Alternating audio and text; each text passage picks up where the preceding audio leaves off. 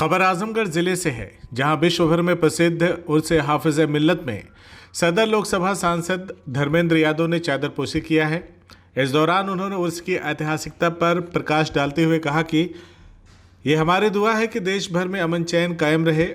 उन्होंने कहा कि यह धार्मिक स्थल विश्व भर में मशहूर है। इल्म की रोशनी यहाँ से दुनिया के कोने कोने में फैलती है। आज मैंने यहाँ चादरपोशी करके देश के सभी लोगों के लिए प्रार्थना किया है।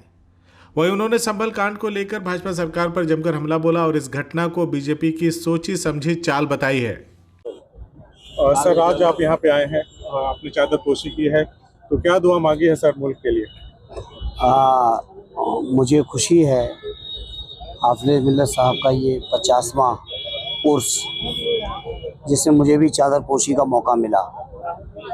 जहाँ तक दुआओं का सवाल है, इस समय मुल्क के अंदर लोग जो नफरत फैला रहे हैं, जो भाई से भाई को लड़ाने में लगातार प्रयासरत हैं, ऐसे लोग समाज में न पनप सकें, समाज में अमन और चैन बना रहे, मुल्क की तरक्की होती रहे, यही हमारी दुआ है, यही हमारी प्रार्थना है। सर, जो हालात इस वक्त देश में बनाए जा रहे हैं, चाहे वो संभल कांड को लेकर के हैं, इस पर आपका क्या कहना? संभल में समाजवादी पार्टी के डेलीगेशन को भी नहीं जाने दिया गया। देखिए, पूरी तरह से सरकार द्वारा सुनियोजित ये घटना है।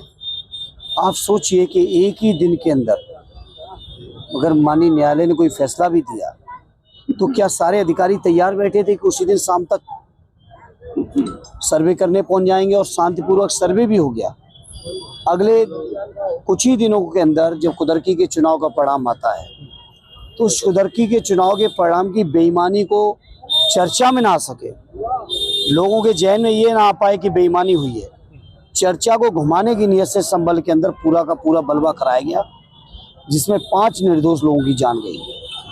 अब सोचिए, समाजवादी पार्टी के हमारे तमाम नेतागण, 15 लोगों का डेलीगेशन था, और डेलीगेशन के लोग उन परिवार के लोगों का दुख बांटने, उनके परिवार के जानकारी लेने के लिए, घटना की जानकारी लेने की नीयत से राष्ट्रीय ध्वज भेज रहे थे डेलीगेशन। जो जहां था वहीं रोक लिया गया।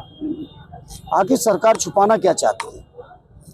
सरकार की नीयत नहीं है कि जो वहाँ की सच्चाई वो लोगों तक जाए, इसीलिए संभल में इस तरीके के रोक भी लगाई गई, तमाम तरीके के वहाँ पे प्रतिबंध भी लगे हैं। इंटरनेट अभी तक नहीं चल रहा है, और कुछ मरीज जो घायल थे उनके जो बयान आए हैं, पुलिस किस तरह से बयान लेना चाहती है मरीजों से, पीड़ितों से, वो सब सामने, पूरे देश के सामने। बीजेपी की तरफ से संभल के जो सांसद हैं उनके ऊपर भी आरोप लगाया जा रहा है कि हिंसा फैलाने में उन्होंने भी संभल के सांसद मौजूद ही नहीं थे। संभल के सांसद all India Muslim personal law board का सम्मेलन था, बेंगलोर में थे वो। संभल के सांसद तो मौजूद ही नहीं थे वहां पर। अब एफआईआर तो लिखनी है, बीजेपी को लिखानी है, पुलिस को लिखनी है, किसी के भी नाम लिख सकते हैं, अभी आपके हमारे नाम भी लिख सकते हैं, कोई भी उनकी एफआईआर में शामिल हो सकता है।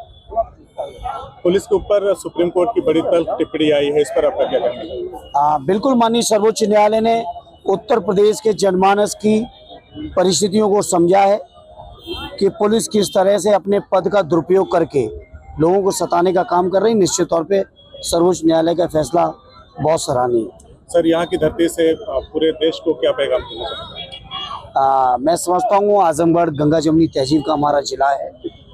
एक से एक सूफी संत इस सरजमी पर पैदा हुए। इतना बड़ा इदारा जहाँ पे हम और आप यहाँ खड़े हुए हैं, सोचो पूरे देश और दुनिया में लोग यहाँ से पढ़ के जाते हो। हमारे तमाम शायर साहिबान हैं, कवि हैं, सब ने देश को बड़े बड़े पैगाम दिए हैं।